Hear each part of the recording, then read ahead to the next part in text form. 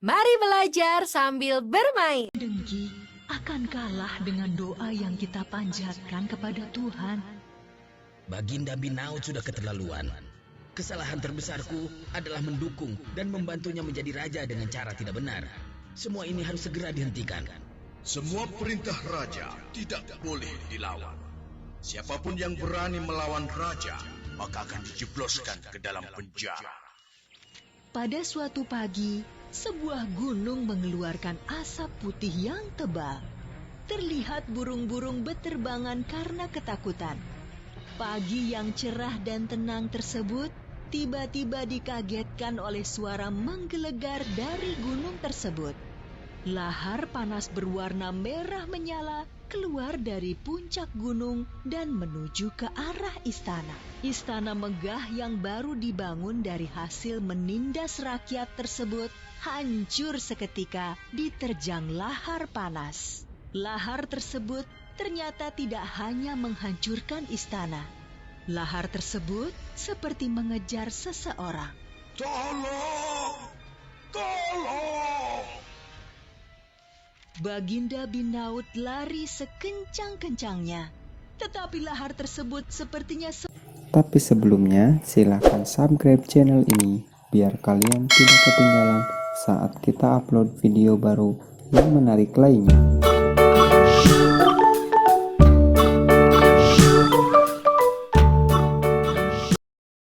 Tanjung menangis. Halmahera. Pada sebuah masa, seorang raja besar di Halmahera menutup usia. Sang raja meninggalkan istrinya yang bernama Baginda Ratu. Putra pertama yang bernama Baginda Arif. Putra kedua Baginda Binaut. Dan seorang putri bernama Baginda Nuri. Bagaimanapun caranya, aku harus menjadi raja menggantikan ayahanda.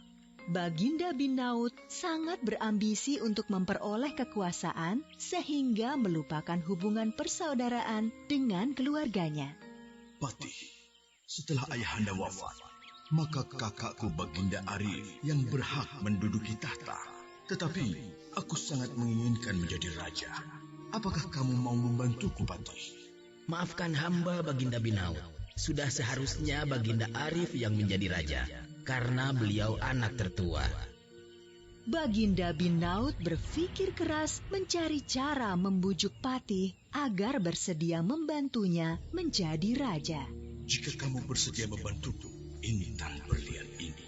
Dan satu lagi, jabatanmu sebagai patih aman selama aku yang menjadi raja. Hamba akan mendukung Baginda Binaut sebagai raja. Semua perintah Baginda akan hamba laksanakan. Setelah menerima intan berlian dari Baginda Binaut, Patih segera memerintahkan para pengawal kerajaan menangkap Baginda Ratu, Baginda Arif, dan Baginda Nuri. Akhirnya, Patih memasukkan Baginda Ratu, Baginda Arif, dan Baginda Nuri ke dalam penjara. Kakanda Baginda Binaut keterlaluan. Hanya karena kekuasaan, dia berubah menjadi tamak, kejam, dan tidak tahu diri. Kita harus sabar menghadapi cobaan ini.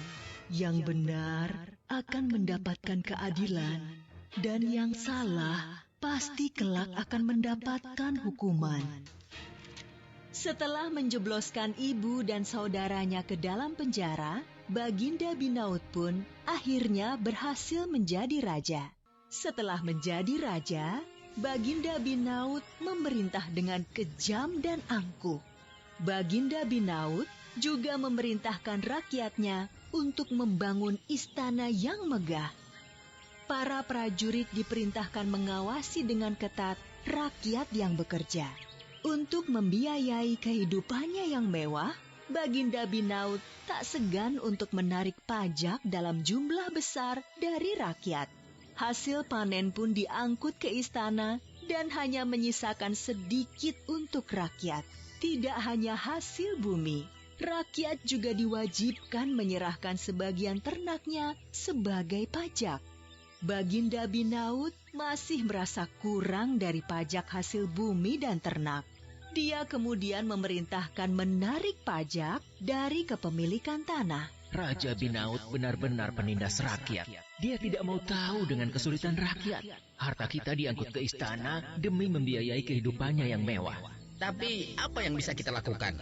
Kalau kita melawan perintah raja, pasti masuk penjara. Tidak semua orang di istana setuju dengan tindakan Baginda Binaut. Salah satunya adalah Bijak, seorang punggawa istana. Keadaan ini tidak boleh dibiarkan terus-menerus. Rakyat telah menjadi korban ketamakan raja. Aku harus berbuat sesuatu. Akhirnya, Bijak memutuskan keluar dari istana untuk melakukan pemberontakan. Bijak dan prajurit pendukungnya menyerang penjara tempat keluarga kerajaan ditahan.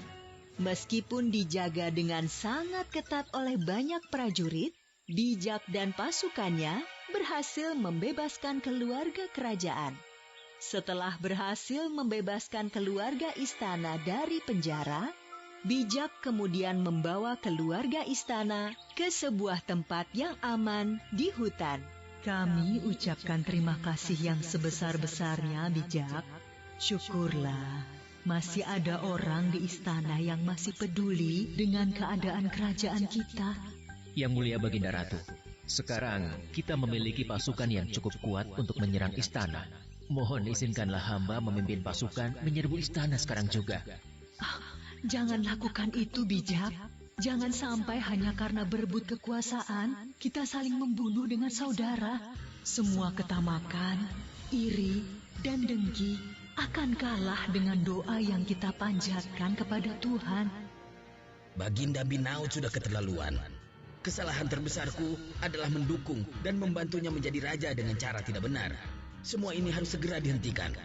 Semua perintah raja tidak boleh dilawan. Siapapun yang berani melawan raja, maka akan dijebloskan ke dalam penjara.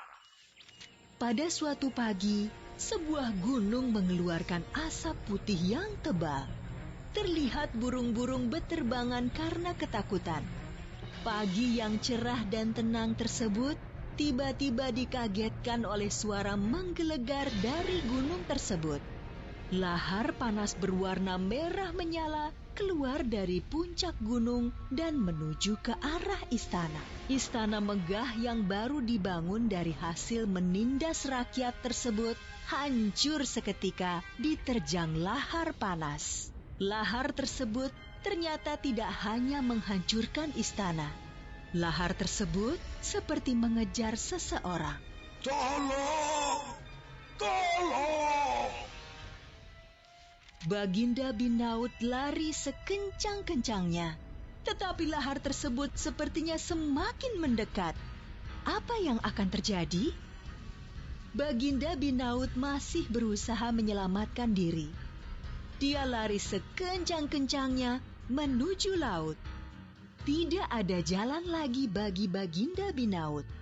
Di depannya terdapat tebing yang curam, sedangkan di belakangnya lahar nan panas siap membakarnya.